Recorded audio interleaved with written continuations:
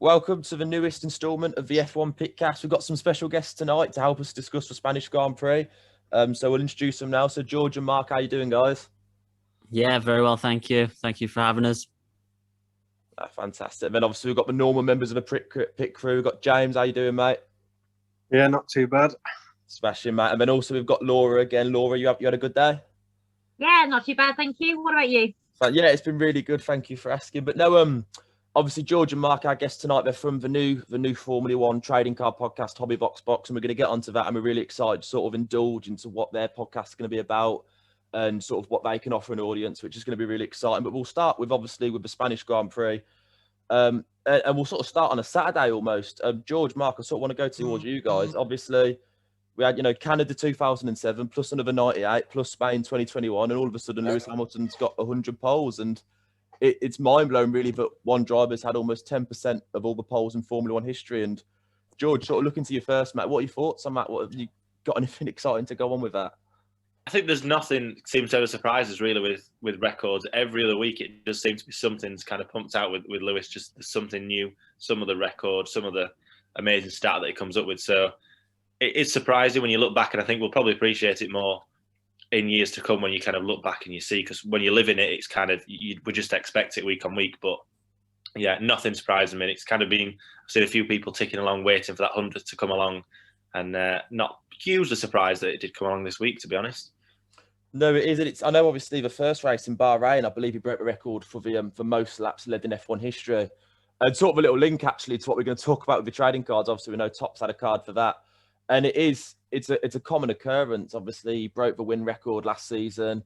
It's looking likely that he is going to break, the most World Championships record. And he's just a record break at the moment. I never say records are made to be broken, but I personally can't see anyone really ever reaching the heights of Lewis Hamilton in future. I mean, it'd be lovely if someone would, but he's blown it out of the park, really. Obviously, Mark, sort of jumping to you, mate. Obviously, watching F1, being an F1 fan, can you almost believe that this is sort of happening at the moment with Lewis Hamilton being so dominant in that Mercedes car? Look, Lewis Hamilton is the absolute greatest of all time for me in this sport, and arguably he's one of the most talented humans to literally walk the earth. Now, that sounds like a ridiculously bold claim, but when you think about what F1 drivers have to go through and how physically fit, mentally fit, and just so everything about what they do. So yeah, it doesn't surprise me that he's been able to dominate just because he is so good. I mean, without wanting to take any shine off his records, his records have come when there are almost double, in some cases there's double the amount of races in a season in comparison to, when Clark and Prost were around. So yeah, in terms of the record, it's substantial, it's amazing. But I would look less at his actual records of what is breaking and just appreciate just being able to watch him drive, because he is phenomenal. And the way that, he showed it in the race where he just chased Verstappen down. He was just so calm about it. And, his radio talks with, how far behind am I? That's just tell me what I've got to do and I'll just do it. Like, no fear in the guy. And that's, for me, that's what makes him the absolute greatest of all time. He does, yeah. He's so calm. It's like he's in his head, like, right, I know what I've got to do. I know I'm good enough. I mean, yeah, we always go back to the argument of, how much of it is the car, but at the end of the day, the personality and with the career that he's had, I feel like you could put him in any car and I feel like he'd have the potential to deliver. And he has delivered. Obviously, we look back to the McLaren days, the 2011, 2012, when he was still getting pole positions those times. And he is. I don't know at what point we can definitively say he's the greatest of all time, but he'll always be in the conversation for the rest of Formula One. At least I do believe. But no, George, Mark, obviously, while we've got you, if I did have to say, who do you think would be the greatest F1 driver of all time right now? So I know Mark very passionate about Lewis Hamilton. Would you say he is definitively the number one of all time? Yeah, for me, he is. What about you, George? I would struggle to disagree, in all honesty. But it's the same in any sport, kind of comparing, excuse me, across different eras. It's always difficult because you're in very different conditions. So, trying to compare something between a Senna, a Schumacher, a Hamilton, it's always going to be next to impossible. And the one that you're living right now, the one that you're in when you were growing up watching them, that's the one you're naturally going to say. I'm sure if you asked people who went through some other eras, they may say different, but for me, it probably will be, yeah. No, James, just while we got you, mate, what would you think? Would you say Hamilton's the GOAT in F1? Definitely, yeah. I have someone at work who always seems to tell me they don't rate Hamilton whatsoever, and when I ask him, well, why do you think that? What's your argument? He never has a valid argument for it whatsoever. So I definitely think he is, yeah. And Laura, are you going to make it a full house? Definitely, it's going to have to be. And I mean, like Mark mentioned before, it's difficult while you're living it. But if you think in 20 years' time, when somebody else starts beating records and they're coming up to the top, Lewis Hamilton is going to be at the top of all of those records that they're displaying on the telly that are coming across to us. So we're going to sit there and we're going to watch it in 20 years' time. And our children are going to figure out and go, wow, he's the best racing driver because he's got all the records. And I'm sure it'll go on and on and on. But yeah, he is for me, definitely. It is mental. I think the thing with Hamilton, the thing that I do really like is he's, there's a lot of people that don't think he's the best. There's a lot of people that do, and he sort of creates that controversy. A lot of people always say, it's Mercedes, it's, the other cars aren't as fast, Ferrari aren't as good. But at the end of the day, the competition there, he's been number one. He's been number one since 2014 now, with a brief exception of Nico Rosberg. And I can't, as much as I'd like Verstappen to challenge the title this year, I do think Hamilton, he's slowly now, obviously winning 3 out of 4 races, he's slowly starting to pull away. Although, don't get me wrong, I would love to see Verstappen win the next few. But no, it's obviously, so 100 pole positions for Hamilton. Well, looking towards the back of the points, I'm going to come to you, Laura. Obviously, Pierre Gasly, he had a very up and down race. Obviously, he had the penalty right from the start, pretty much before the lights went out. He had the penalty for being in the wrong position in the grid box. And then obviously, late on in the race, he's took, Alonso, Giovinazzi, Vettel, Raikkonen, Stroll. He nearly caught Ocon. He absolutely flew for the field in the final few laps. What would your take on that? There's no doubting that Gasly is an absolutely incredible driver. And from my point of view, he should still be in that Red Bull seat. I don't think they should have taken him out. He needed time to grow into that seat, and I think he would have done fantastic in it. If you look, he started P12, and I think the news outlets are saying at the moment that he is peed off with the fact that he got the penalty. I think it's a little bit of misreporting. I think he's actually a little bit annoyed with himself because he says it was a silly penalty. He shouldn't have got it done. He shouldn't have driven over that line. He was rather annoyed with himself about that. But if you look, that took him down to P18 when he took that on his pit stop, and then he made it back up to P10. He is doing what Lewis Hamilton does up the top. He drops back down and he drives back up again, and I think he's absolutely incredible to watch. I really, really do. Unfortunately, I don't think they'll put him back in that Red Bull, and I think he deserves to be there. But on the second hand as well, I'm not sure whether he'd want to go back in that Red Bull, because if it is that difficult to drive, then well, there we go. That answers it all, really, doesn't it? No, so I do agree. I think he's good enough for Red Bull, but they'll never put him back in. And I think, as much as I do like Red Bull, I don't think they'll put him back in simply because it's like, we've made the decision, we don't want to go back on it. And I think it would be the same thing with Albon. If Albon ever makes his way back to F1, it'd be like, well, we're not putting you back in that car. I think that's a bit of a Red Bull curse, but I think Gasly is overperforming that AlphaTauri. And I've just thought actually about Yuki Tsunoda as well. Gasly is overperforming with the AlphaTauri. But, I kind of want to see him move on to a higher team next year. I want to see him in the team, not challenging for podiums, but challenging for good points, like Alpine have been, like potentially McLaren obviously are weekly. And I think he'd really suit that. Just while I was speaking obviously about Gasly, it reminded me about Tsunoda. Bit of an open question to the group, really. What was everyone's thoughts on Yuki Tsunoda this weekend? Because I was quite, not shocked, but I was a little bit upset with how he sort of treated his team, and obviously in the interviews that he had. I think I've seen a lot of that.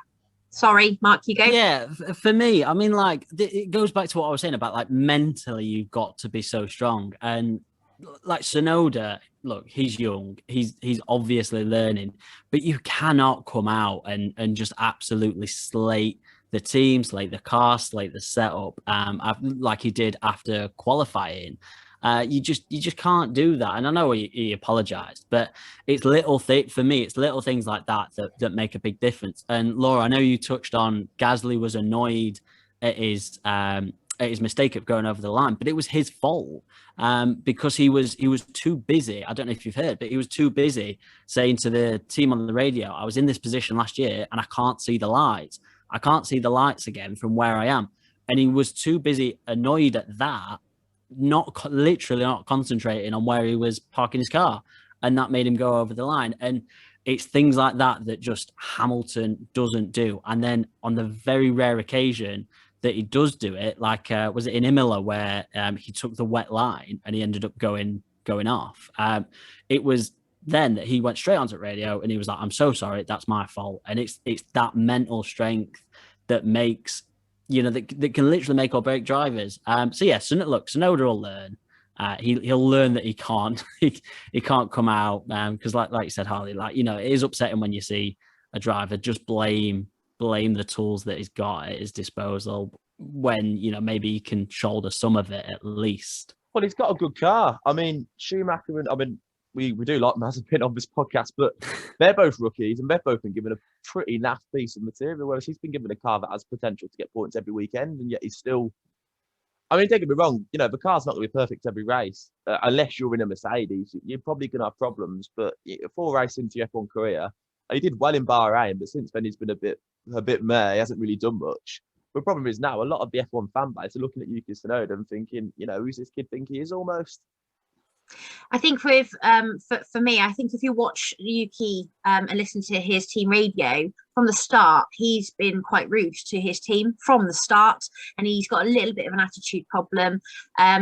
I don't know whether that's because he's come into Formula One and he's like, I'm in a Formula One car now and I can have that attitude because he's seen other drivers do it. I'm not sure where it's come from, but he needs to tone that down and he needs to work on himself a little bit. And he could be a cracking driver. He really can. We've seen him in F2, but he needs to tone that slagging off the team down, shouting, swearing over the team radio. I just don't think that's acceptable these days. I don't think it will get him very far, unfortunately, because he is a good driver and he's proved that, and everyone knows that. I don't want a good young driver to get a reputation, which he's potentially could do. Well, we'll talk about strategy, James. I kind of feel like when Mercedes sort of did that double stop and surprised Red Bull, Christian Horner obviously went on the team radio, said, "Oh, it's Hungary 2019 all over again." It's almost like Red Bull, right? We're not going to win this race anymore now because Mercedes have just done us. Do you think, James, that's one of the best strategy calls that, you've seen in recent times? Or do you think Red Bull probably could have blocked it off almost if they had another car up there? They could have done if they had another car up there, yeah. But obviously from the start, they were all on the soft tyres. And then Verstappen pitted before Hamilton, just as he was coming up to the back of him. And on that stop there, it was slightly slower. And then Hamilton could have then maybe pitted just to overtake him in the first round of pit stops, but he chose to stay out. And that's what indicated to me that maybe he's looking at doing the 2-stop strategy. And then as soon as he did pit Hamilton's first pit stop, he came back out and he was putting in some really quick lap times. And by no time, he was already right at the back of Verstappen again. And that's when you were thinking, okay, yeah, it is going to look like a 2-stop here. And I'm just wondering, well, if I could see that, why couldn't Red Bull see that? We know Mercedes had that extra spare set of mediums, but they did have a completely new set of softs as well. So I was always thinking, well, why couldn't Verstappen have just come in and, maybe had to go on the softs rather than just, being essentially a sitting duck and saying on the radio, yeah, okay, Hungary 2019 all over again. Why couldn't they have maybe done something about it? Okay, maybe some will say that they did have a go and by staying out, but they did say it's Hungary 2019 all over again. They had the knowledge that was going to happen. I think it was, I know, obviously, I don't know what lap it was, but I know Toto Wolff said, at this pace, Hamilton's going to catch Max on the last lap. And I kind of wish he had done, because it would have made for a phenomenal last lap. It would have made a brilliant last lap. Technical difficulty. Do you think it was potentially a bluff call from Red Bull? Because when Hamilton then pitted after hearing the radio of Verstappen going, my tyres are shot, they're not okay, I'm struggling with them. Hamilton then pitted, and I was looking at the telly going, has Verstappen done what Hamilton does, saying my tyres are ruined, but they're not, because they weren't that bad towards the end, considering he'd done 42 laps on them as well. So it's a difficult one. I thought they may have bluffed him and they tried to get him to go in and they thought they could keep those 22 seconds ahead. That's sort of where I saw it. I'm not sure how, because it doesn't make sense that they didn't pit him after if it was a mistake. No, I don't think so. I think you saw from qualifying when Hamilton went back out on his used softs that they were always had some sort of strategy in mind, which is why they were able to do the two stop. But Verstappen didn't help himself because after his first stop, he hammered them tires. Like he put in some serious lap times, obviously expecting Hamilton to pit almost straight away, and he didn't. And I reckon that Red Bull might have had a bit of we've made a mistake here, hammering the tires as much as we have on the first few out laps of Verstappen pitting. So look, they should have pitted him. They didn't. I think they should have learnt from Hungary, and they didn't, which is a real shame. It didn't seem like it was a surprise, though. I think Max's reaction at the end, I expected him to come out, and if it was a team that had let him down with not having a snap judgment, I expected him to potentially be more frustrated than he was. But he seemed to accept that, and he said there's not much more we could have done now. Whether that was him coming out and being professional, which is not always Max's style, it seemed like that was the strategy they'd gone for. It didn't work in the end. They didn't feel like they had the pace. And Mercedes took the win, really. But it did surprise me how he wasn't disappointed. No, I know, and I think it was almost like they accepted it when Max was still winning, sadly. But it's one of them. The first two races are really exciting.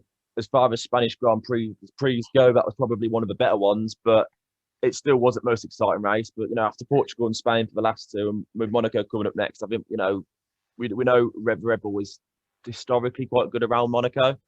It's not necessarily a track for the power cars. So, I'm hoping, going into Monaco, we might see a different result and we might see a closer World Championship fight. But just while we're sticking with our Grand Prix sort of section of the pod, I always like to direct a question towards people. I'll sort of direct the same question to everyone, but it's not really a question with an answer. It's more of an opinion. Obviously, in your whole time, watching Formula One, what have you got a favourite qualifying moment or a favourite pole lap at all? I'll start with you, Laura, 'cause at the top of my screen. Have you got a favourite qualifying or a favourite pole at any point? Wow, dropping that on me. There's so many to choose from. Just choose one. Just choose one. I managed to think of one, which is why I asked the question, because I knew I could answer it. Do you know what? I can't think of it. I watch it sort of as it comes. I try not to sort of think of my favourites, and but obviously I do like George and I follow George. So seeing him when he qualifies and he gets through into quali 2, it's nice to see that happening. It's nice to see some of the younger drivers getting up there as well. It's not always about having Hamilton and Verstappen on pole, but you like a good fight overall. I like to see a good fight. And you know what? I'm really fed up of seeing Bottas at number 1 on qualifying. I'm sick of it because, quite frankly, pole, he doesn't do anything in the race. It's pointless. I know. George, have you got a favourite qualifying or a favourite pole lap or a favourite qualifying moment? Qualifying. Well, what I would say is probably the one time I was at a Grand Prix in Spa in 2015, I think it was. Hamilton did get the pole, but I remember, I think it changed hands within the last kind of 20 seconds. The pole sitter must have changed 4 or 5 times. And I remember the Vettel had taken the pole at one point. All the German fans were kind of cheering, celebrating, thought it was a wrapped up deal. And then Lewis just popped one in right at the end and stuck it on pole. So just being there and experiencing that was probably mine, really. No, that is class. What about you, James? Mine, it would probably be the Turkish Grand Prix when Stroll got pole. Don't get me wrong, I'm not a massive fan of Stroll, but to see someone else get it and to see how much it meant to him afterwards, that just sticks in my head quite a lot because he absolutely loved it. No, what about you, Mark? Mine's yet to come. I'm waiting for Mazepin to stick it on pole. I think he will. He will eventually. And then that'll be mine. That'll be mine. No, I don't really have one. I mean, you drop a question on us like this. I mean, I'm going to do the exact same to you, Holly. I mean, I did some research before this, so I know the answer. But who do you think was the last person to put it on pole at the Spanish Grand Prix before Mercedes started dominating it? It's annoying because I was actually going to ask a question like that, but I didn't check the answer before. My guess would be, prior to Mercedes, I'd probably want to say potentially Vettel in a Red Bull. Or Alonso in a Ferrari? Vettel has never put it on pole at Spain. It was Pastor Maldonado in the Williams. 2012. 2012, yeah. And he won as And that well, was didn't he? Yeah, and that was only after Hamilton got his quali lap disqualified just because he couldn't get round on his exit lap. Oh, no, that is. It's mad to think that that's what, 9 years of Mercedes poles? Yeah, And I 9 bet years of most of them Mercedes are poles. most of them are probably 1-2s as well. Take up this year, obviously. Never While we're know. asking a few questions, do you mind if I throw one in quickly? Go on. What does everyone think of the new turn 10 at Spain? Rubbish. It's all right. I don't think it made too much impact for me. I think it was awful. It took away overtaking opportunity because the cars don't back up anymore because it's a free flowing corner. I think it was a bad move, to be honest. But there we go. That's my point of view. And Well, I think Robert I'll be Kubica honest. would agree because Robert Kubica beached it in practice one. I don't know if anybody saw that, but No, he did, that yeah, poor Manu Kama. man. He gets a chance in the car ahead of Kimi, and then he just beaches it at turn 10. I did feel for him. At least he I'll didn't be run honest, I'm quite looking forward to trying out the new lap on the new F1 game because I play with the wheel on the F1 game, and turn 10 on Spain is where I lose all my time in time trials. So hopefully it'll make that better for me anyway. Oh, there we go. I'll play you on this game that's already on with the turn that it's already got. F1 2021, James Logan, he's put in a pole position lap in Spain. I look forward to it. Well, I'll just have a qualified. Because I thought of an answer, so I'm going to have to say it now. My favourite qualified wasn't a pole lap. It was Hamilton and Alonso in Hungary 2007, I believe, when Alonso decided that he wasn't going to move until Hamilton couldn't put his lap in, just because I thought it was proper shit house. And I always find that quite funny to look back on. But that was mine. Well, I've just noticed we're going to have to sort of end part one there. We will jump into part two where we all discuss Hobby Box with George and Mark. I'm looking forward to that. Welcome back to part two of the F1 Pitcast. Obviously, we're moving on from the Spanish Grand Prix now. We're going to be speaking with George and Mark about their new podcast series, Hobby Box, obviously about the Formula One trading card industry. And I'm not going to say too much. I'm going to jump straight to the experts. So, George, I'll sort of leave it with you. You might tell us about Hobby Box. Yeah, it's, as you say, it's a brand new venture for us, really. Over the last few months or so, I've really got into the trading card kind of industry, seeing that it's got a lot of potential, it's got a lot of legs, it's getting more and more people. And then kind of in line with that, to start with, it was all kind of football stuff or soccer as it had been known in the trading card industry. That was my main interest, but then slowly and kind of just at the right time, the F1 new Chrome set, the first kind of major set that had been released on the back of last year's Tops Now cards, which again we can go back into when we do on the pod. It all kind of came at once, and you could see the community growing. Lots of things in lots of places. So I started trying to get information, got chatting to a lot of people who were a lot more knowledgeable than myself. Usually when buying cards or just being on some of the Facebook groups, there just seemed to be quite a nice community on there. There's quite a few pages. Was speaking to Mark at the time and trying to get him on board, saying how good it was. He wasn't convinced at first, but we've kind of in time got there. And yeah, everything's just taken off, and there's been lots of things in lots of places. I've been listening to a few podcasts on soccer cards, which have been really interesting, but there just didn't seem to be anything F1 specific at all. Lots of general F1 podcasts, lots of general trading card podcasts, but nothing bringing the two together. And with it being kind of something that seems so new and fresh, we just thought, there seems to be a bit of a gap there. Not anything that, we'll get anything massively out of doing a pod, but just for everyone else that's involved, and it might be quite a nice thing to do. So yeah, we've done the first one. We recorded on Sunday, straight after the Spanish Grand Prix. Kept it quite brief. Seems to go all right, I think. Hopefully, we'll see what feedback's like from everyone. And yeah, we've got lots of things planned in future. We'll be touching on some of the different sets that are involved. I don't know how, a lot of F1 fans might be aware of some of the cards, but there's lots of different things. You've got lots of the older cards, lots of different sets. So we're going to try and do it as a bit of a beginner's guide for those people. And then, yeah, Mark's going to be the stats man, which has been on already for the first pod. And yeah, we're just going to see where it goes, really. We want to get as many people involved as possible. So doing something like this and linking it with yourselves is perfect. No, it wasn't. I did. I listened to your podcast, your first one, and I just really enjoyed it. You are right. There's podcasts out there. There's 1,000,001 podcasts out there, and all sorts. I haven't found another one from having a quick look. I haven't found another one specifically about obviously Formula One trading cards, and obviously we know as we spoke price pod, obviously what Topps did last year, the Topps now, and obviously now you've got the Chrome Sapphire, the Dynasty, and obviously Topps now sort of season 2 almost coming out this year, obviously the new season of races, and it's a growing market, and obviously with Formula One being so global, there's almost like a global reach potentially with it. And obviously, as I said, I listened to your first pod, I really enjoyed it. I'm sort of going to pass to Mark sort of to explain how we can find it and sort of where we can find the podcast, Mark. So obviously, I'm on Facebook or I'm on social media. I'm looking for Hobby Box. Where can I go to listen to you guys? Yeah, so we're basically on wherever you get your podcasts, pretty much. So your general, your Amazons, your Spotify's, your Stitchers, your YouTube Music, all them places, and just search at F1 Hobby Box podcast. You'll find us again across all social medias as well, where we've got a competition running just for 3 of, I think it might be 3 of the tops now from last season. But either way. Oh no, it's the podium sitter. It's the podium sitters, isn't it? Sorry, yeah, not the tops now. It's the podium sitters.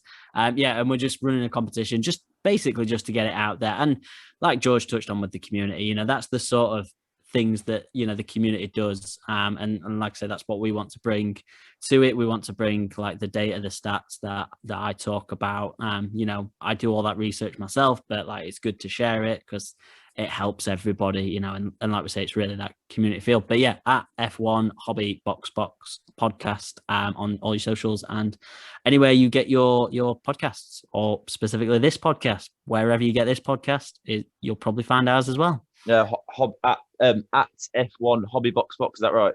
Yes. Yeah, fantastic. Well, we'll link that, and as I say, just from someone who has listened, if you haven't already listened to the first pod. Even if you're unsure, it's definitely worth a listen. It was definitely a really interesting listen for myself, and I really enjoyed it. But obviously, I'm just going to jump to you, James. Just sort of direct a question almost towards Mark and George about obviously their new podcast. Is there anything you can sort of ask them, sort of get a bit of a fan insight almost? James, you there? Sorry, my connection's been a bit dodgy. I didn't hear you say my name. What happened then? Yeah, no, I've got it back now. You're there. No, go on. So with the cards, what sort of how does one get like special cards? So I know in football, you got like, I think I'm just thinking back to when I used to collect cards. You had like 100 clubs and all that. How does it work with the cards and with the F1 cards? I think it varies depending on what set people are kind of going to at each time. There's the thing kind of I picked up quickly was, and it's the same for soccer or any sports. There's a difference between your standard cards that we would have probably all collected at some point in childhood, like a match tax type card or something, and they're kind of classed as more premium cards that are coming out. So I don't know if you've heard of the turbo attacks that Topps did with the F1 stuff. So that's kind of an equivalent of the match attacks or the shootout cards or Panini stickers that we would have collected before. The newer stuff, the kind of Topps Chrome, the Topps Now, they are more premium products. So if you get in a limited edition one in the turbo attacks, there are the odd few that command a kind of hefty fee up towards, I wouldn't say anything above £100, but as soon as you get into the Topps Chrome, the premium products where you are paying 300 plus for a box, your rarer cards are much harder to find, and if you can get one with the right driver, you can be talking, I mean, again, Mark had all the stats, but some of the Lewis Hamilton rarer cards, if you can manage to pull one in a pack or in a box, you can be talking well into the thousands, which it starts getting quite interesting. Then I've opened 2 boxes. The most valuable one I've got was a Lando Norris one, which I've already had offers on of like £500. And when you think of it, it's mad to think that just a card is £500. But you almost see it from both sides, because some people are buying them because they like the drive, they like the card. But I think a lot of people also, and I'm probably one of those people, you almost convince yourself that, well, actually, yes, I'm spending X amount of money on a card, but I know that if I ever want to sell it on, as long as I've got the right deal and I've done a bit of research, then if I ever do want to pass that on, and not only will I probably break even on it, I could easily make some money on it as well. So I think different people have the different reasons for getting involved in the hobby, but it does seem a huge amount of money for cards, and I know some people listen and be like, that just seems mental, but yeah, they do command fees, and I think in time the Chrome set that just come out, because it's so new, and even somebody like Lewis Hamilton, it's not his rookie season. It's far from that. He's been driving for years. But if in future, in 20 years' time, someone's looking back and wants some older cards from Lewis Hamilton, this is the kind of oldest, apart from the odd few exceptions, this is the oldest one you're going to get. So I would not be surprised if a lot of the cards from this set just kind of grow in value as the years go on. No, yeah, and we're talking, like when George touches on the cost and the price of some of them, we're talking like the most expensive ones in the world, as I'm sure people are aware, is like $5.2 million on a LeBron James and a Mickey Mantle, I think. Like individual, that's not 5.2 million for both. That's 5.2 million for each. But yeah, so the prices are astronomical. So as George mentioned, the fact that you can pull one card and you can just straight away get your money back for a £400 box or whatever is just, it's absolutely ludicrous from where we sit. No, it is mad to think. Obviously, as children, we all collected football cards or whatever cards. I'm sure there's kids now collecting. Obviously, you mentioned on the Turbo Attack. Just think that there's a premium set out there, and obviously the basketball cards with obviously what potentially the Tops now or the Tops Chrome or the Tops Chrome Sapphire could be in years to come. It's mind blowing the potential prices they could command almost, and some of them do command already. But no, Laura, sorry, go on. Sorry, I was just going to say about the Tops Now set. It's really interesting, that one. Again, I'm sure some people listening will be aware of them, and some might not be. But Tops will release a card pretty much now after every Grand Prix, a card or two, depending on the big moments. And if you're somebody that kind of wants to get involved with the trading card industry, but you don't want to be spending hundreds of pounds, they are quite nice, because Tops will release them for 7 days, and it's an unlimited print run. So anyone that wants 1, 2, 3, 100 of them, you can pick them up, and they are at most £8 a card. But if you buy in bulk, you can kind of get them for less. Now, in time, the print runs have gone up. So obviously, the higher the print runs are, the less desirable they are, because lots more people have them. But some of the 2020 cards, I think there's the Lewis Hamilton. It was a third ever Tops Now card when people weren't kind of picking up on the how it would take off the F1 trading card hobby. I think the print run was around 1,000, and those cards now, if you've got them graded, are worth around £5,000, which anyone that was picking up a few of them at £8 just a year ago is probably laughing right now. But yeah, they're quite nice if anyone's interested in them, because they're still being released now. So we'll wait to see this week what comes out from the Spanish Grand Prix. So I'm sure there'll be a Lewis Hamilton 100 pole positions one this week. Yeah. No, it is. It's annoying just to sit there and go, I wish I picked up 20 of those Lewis Hamilton Tops Now 3 cards or something. But no, Laura, I'll jump to you, obviously, sort of to direct a question towards the lads about the podcast or about Formula One trading cards. What would be yours? I have a question for you, but I have been a card collector since I was a child. So I also collect, I started on Pokemon cards, and I got my son into that, and I've come on to Formula One recently myself as well. I collect the number 19 card of George Russell, so his pure rookie card, and I've got the variation, and I've got the purple 399 print run as well. Just wondering what you guys collect and what you go for, and whether it's certain cards or whether you're a set collectors. Mark, do you want to go on that one? Yeah, I mean, almost out of luck. But yeah, definitely more luck than judgment. I've become a collector of the card that George talked about, the Lando Norris variation portrait card. Like, yeah, just purely out of knowing George and knowing the offers that he got of like 500, 550 or something, I just went onto eBay, saw I could pick one up at £350, I think. So got that. Then saw another one on eBay for about £380. Was like, well, I'll get that one as well.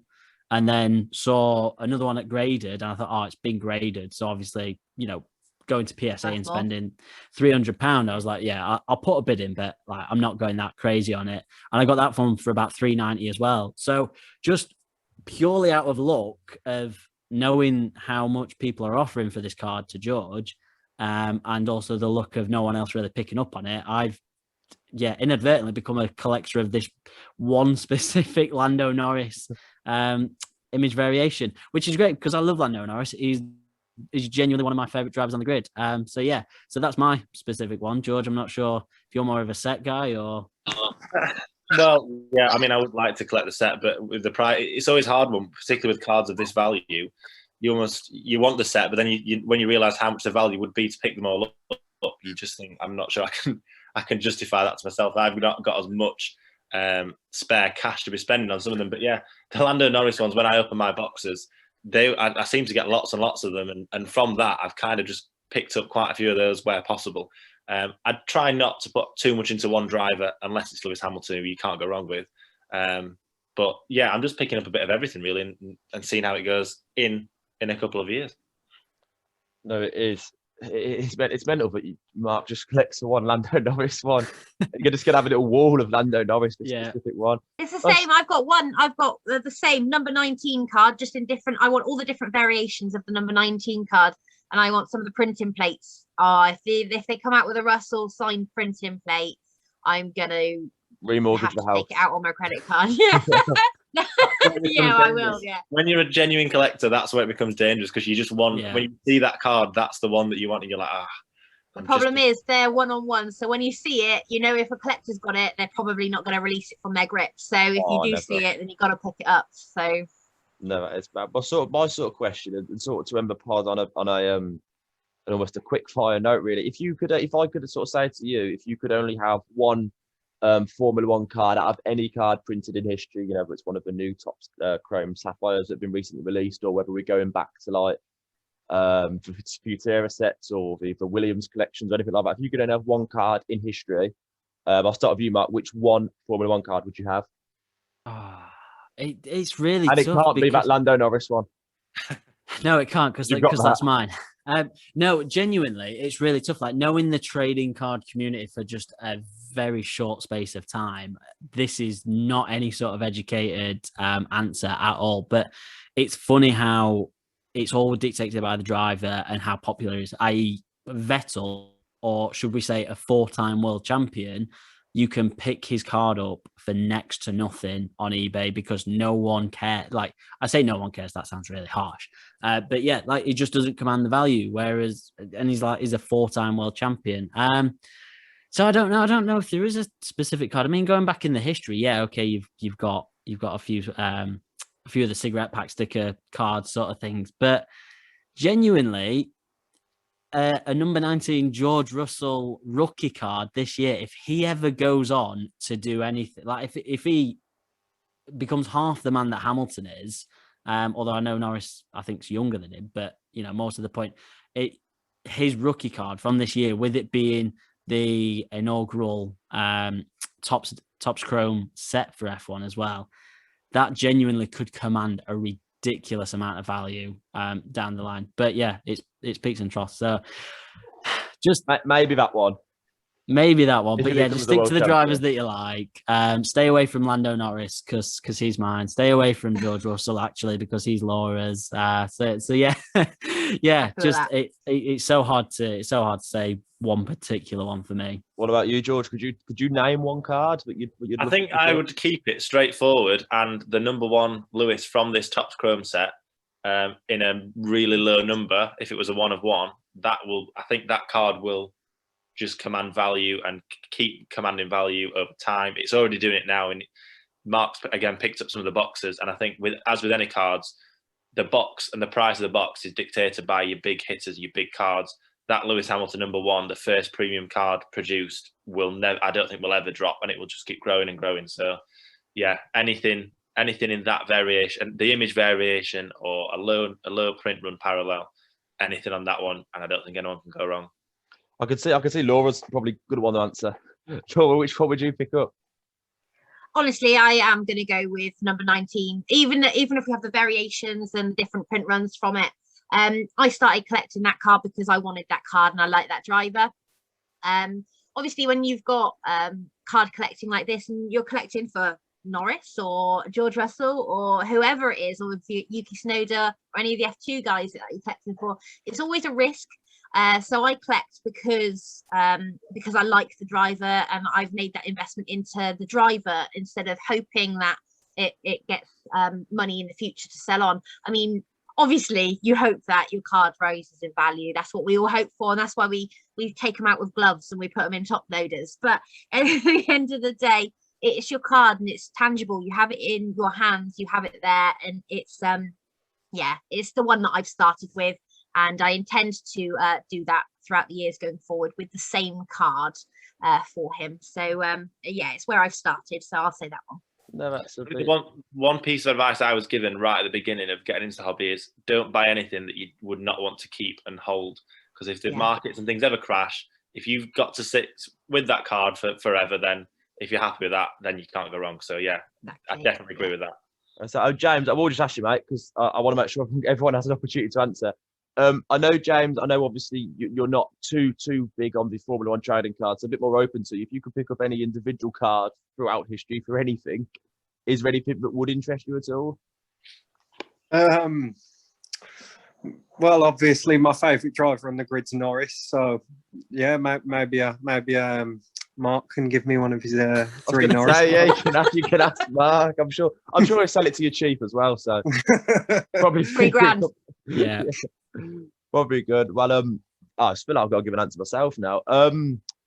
Of the tops now ones, obviously the only one I never picked up was the Hamilton number 3, which I felt like was just a joke, but I wouldn't pick that one up for some reason.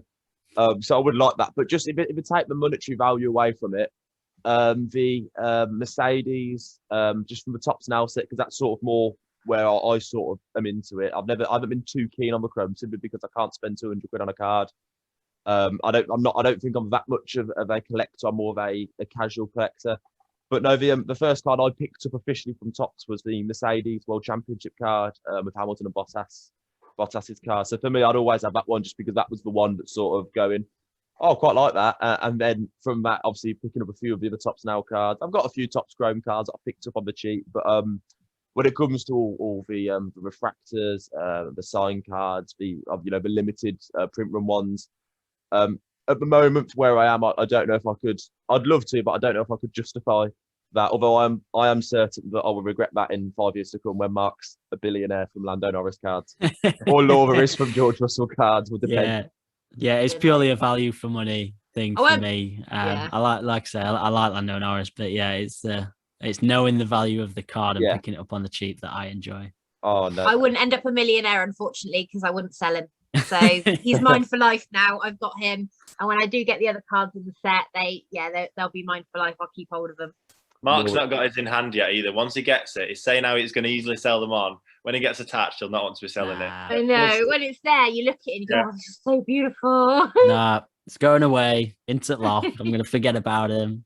Pretend it's not there for a few years until he wins. Yeah, pretend it's not there for a few years. And then when when Lando Norris wins the championship, I'll be like, oh yeah, I think I've got that knocking around somewhere. Yeah. Oh, that's well. Look, we're gonna have the pod there. Obviously, we've got a little bit longer anticipated, but I enjoyed speaking about the Spanish Grand Prix for you all and talk about Hobby Box. I will again, Mark, because I know you love doing it. Do you want to just quickly remind everyone of how to find you or where the socials are for you? Yeah, socials, just search at F1 Hobby at F1 Hobby Box podcast, and you'll find us. And like I say, on all your wherever you get your podcasts, Spotify, wherever you listen to this podcast, we'll be on there. So yeah, just search that. Well, George, Mark, thank you so much for coming on as our guest. We'd love to have you on again. I'm sure we'll be able to speak to you again in future. It was really interesting. Just for myself, Laura and James, obviously, we collectively we're going to wish you all the best. I think you'll do really well. You've got a really exciting sort of topic and exciting theme. You're a really nice bloke. So all the best with that. Laura and James, thank you massively for coming on again and speaking about the world of F1 and obviously going into a bit more detail this time about different areas. But thank you for that. Thank you to all the listeners for sort of sticking with us. Our 6th episode now. We've had really good responses. We're really enjoying it.